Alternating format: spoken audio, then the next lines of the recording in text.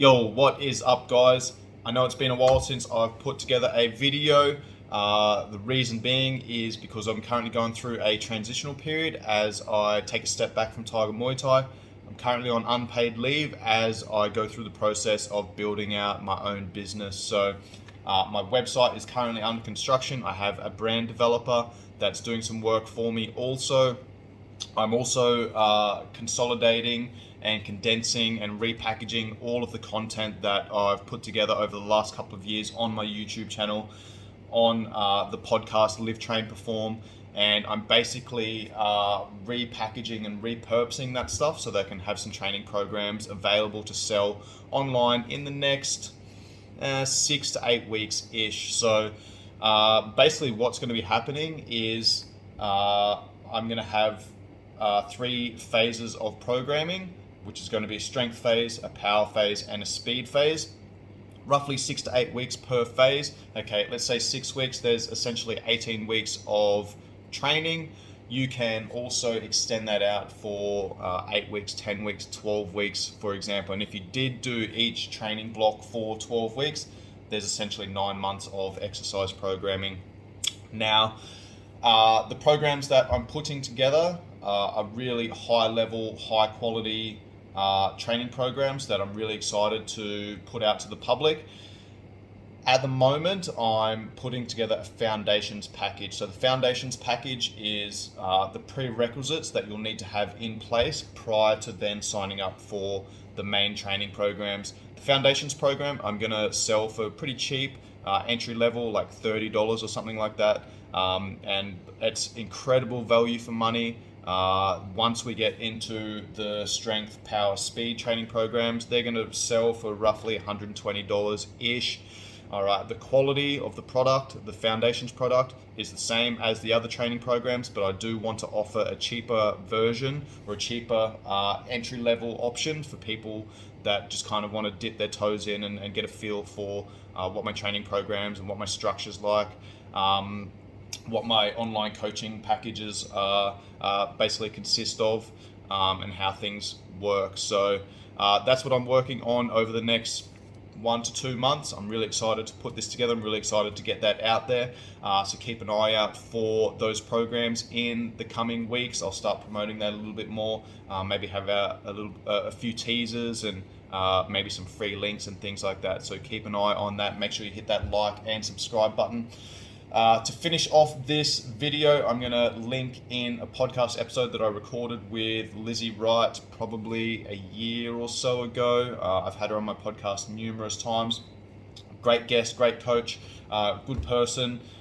Something that she asked me about was the difference between training professional athletes and general population clients. Now, the reason I'm going to link this to this video is because the training programs that I have written up, I've written them up primarily for athletes and coaches, okay, but they can also be used by general population. However, I do recommend that you have some form of athletic development, athletic training, or sporting background.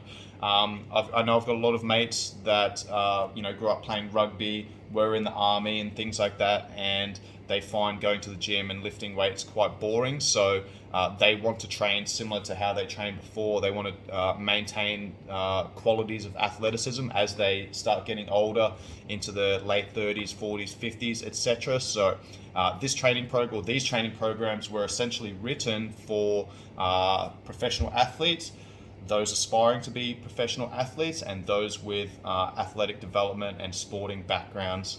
All right, let's get over to this video with Lizzie Wright. Much love. That's essentially the difference between my professional athletes and my general population clients. Like, my professional athletes, their job is to train, right? Yeah. So, they don't typically have these other stressors. They're not working 8 to 10 hours, 12 hours every day, and then going and, training before work and then working, say, 10 hours and then training after work. Like, their training is their work. So, that is essentially the difference between my high-level athletes and my general population clients, is just understanding those different stressors that come in and how that impacts their autonomic nervous system.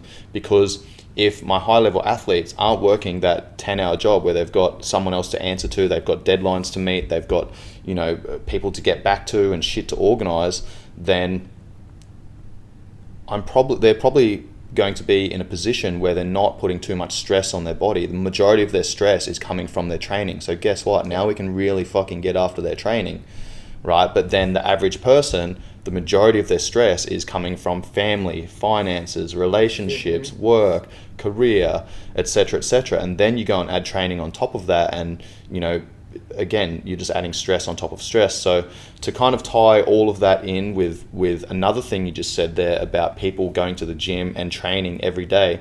I mean, if you're doing it for your mental health, absolutely get into the gym and train every day. If it's part of your schedule, keep it in your schedule, but also understand that there's a difference between working out and training.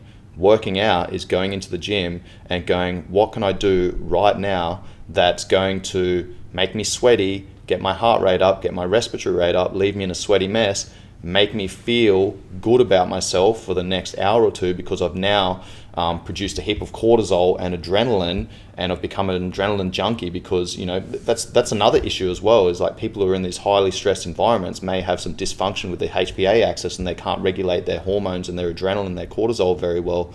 So the only time they feel good about themselves is when they go to the gym and they get a massive dose of, you know, cortisol and adrenaline and all these feel good hormones afterwards, you know. So if you are in that position, then, you know, still go to the gym, but instead of exercising where you're absolutely hammering yourself, think about training. Okay, training is different. Training is, what can I do today that's going to complement the rest of my day, add to my day rather than taking away from it, but also tie in line with the big picture.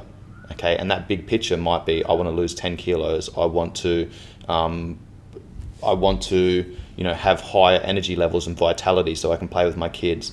I want to have, you know, increase my productivity so that I can get a promotion at work. You know, everyone's motivations are different, but training is, again, it's looking at the big picture and saying, what can I do today that's going to move me in the direction that I want to be moving, taking into account the big picture, but is also going to serve me for today. And again, if your autonomic nervous system's under a lot of stress, you wake up in that sympathetic state, you've had, you know, you might have a couple of days of really hard training, but also stressful time at work. Okay, going to the gym and getting a really hard training session in and exercising again that day is actually going to be taking away from your day.